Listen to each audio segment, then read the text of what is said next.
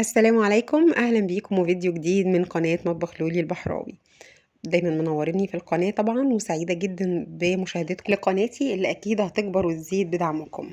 هنعمل النهاردة نوع كده من الحلويات سهل وبسيط ومكوناته كلها إن شاء الله في البيت.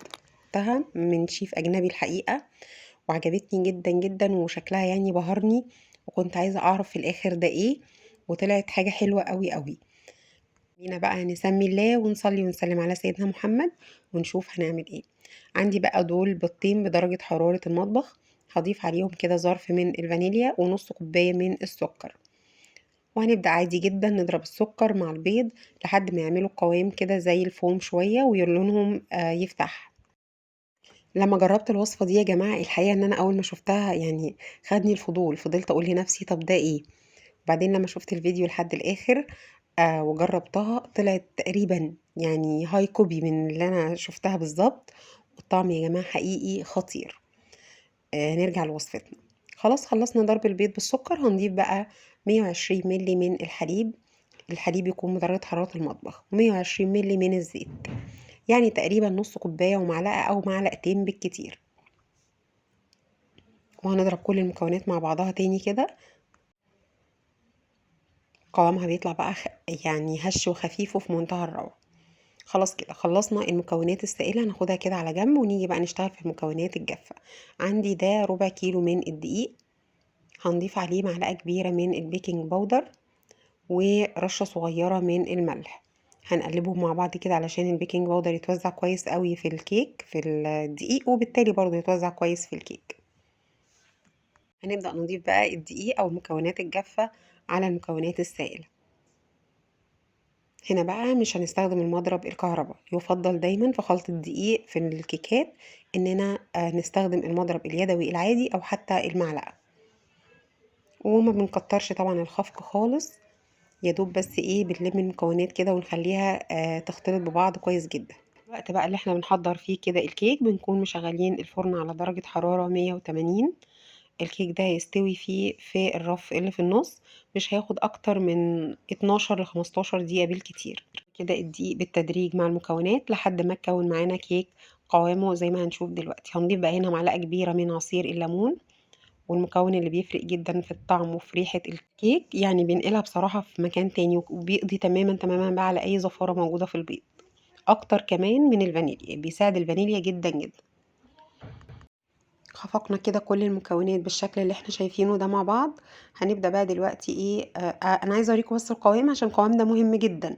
بصوا يا جماعة، القوام الكيك الانسيابي العادي، مش عايزين العجينة تبقى تقيلة قوي ولا خفيفة قوي. صينية بقى مقاس 30 في 40، هندهنها اي مادة دهنية ونرش فيها رشة بسيطة كده من الدقيق، ونبدأ نصب الكيك بتاعنا فيه. بحب قوي اجرب الحاجات بتاعت الشيفات الاجانب يا جماعة، بجد دماغهم رايقة كده وفي حتة تانية خالص. وكمان بساط قوي قوي في استخدامهم للادوات، ما بحطوش 200 الف حاجة في الوصفة زي ما كتير بيعمل.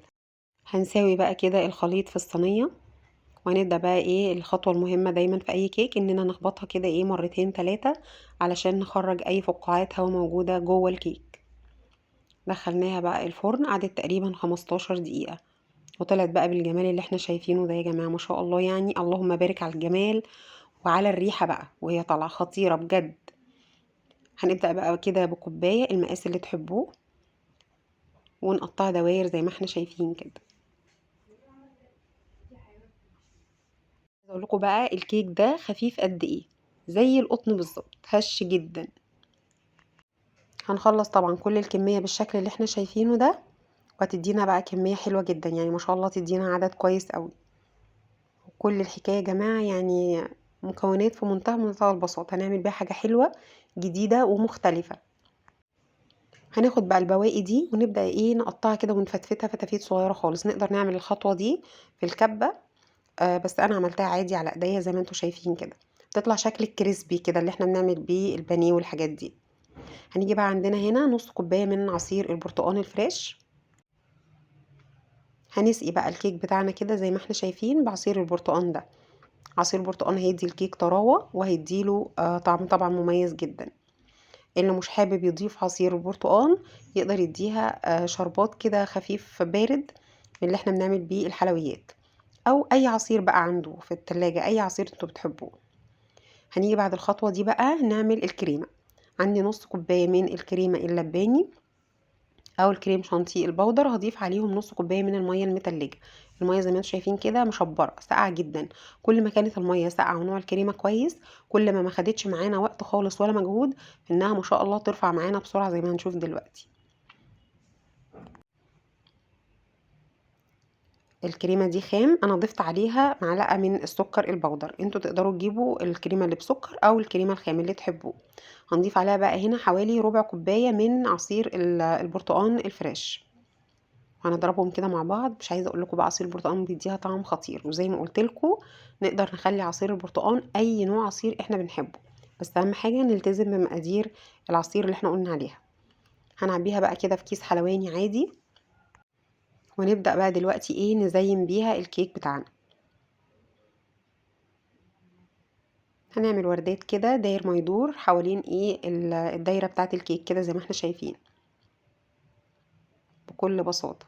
الشغل في الكيكات دي ممتع، انتوا هتتبسطوا من سهولتها وطعمها وخفتها وكل حاجة. هنيجي بقى للكيك بتاعنا اللي احنا كنا بواقي الكيك اللي احنا ضربناها كده مع بعضها او فرفطناها بايدينا كده، وهنبدأ نعمل زي ما هنشوف كده في الفيديو. ناخد شوية في ايدينا كده بقى ونلفهم حوالين بقى الكريم شانتيه كده بالكيك. هيدينا شكل بومبي كده، شكله جميل ولطيف.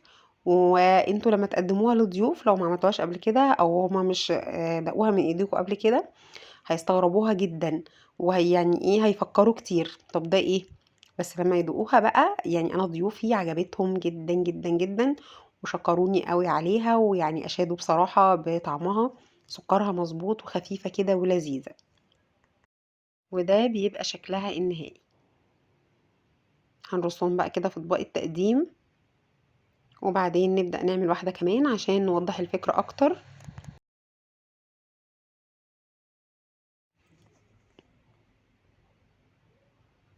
بالشكل ده كده بكل سهولة بنلف كده حوالين الكريم شانتيه داير ما يدور.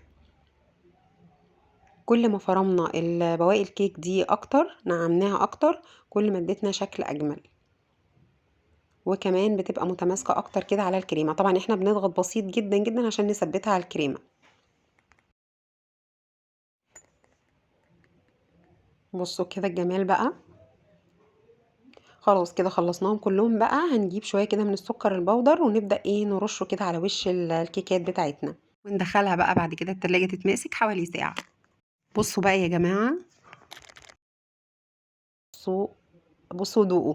بصوا بجد انتوا لازم تدوقوا علشان تعرفوا قد ايه هي حلوة وخفيفة ولذيذة.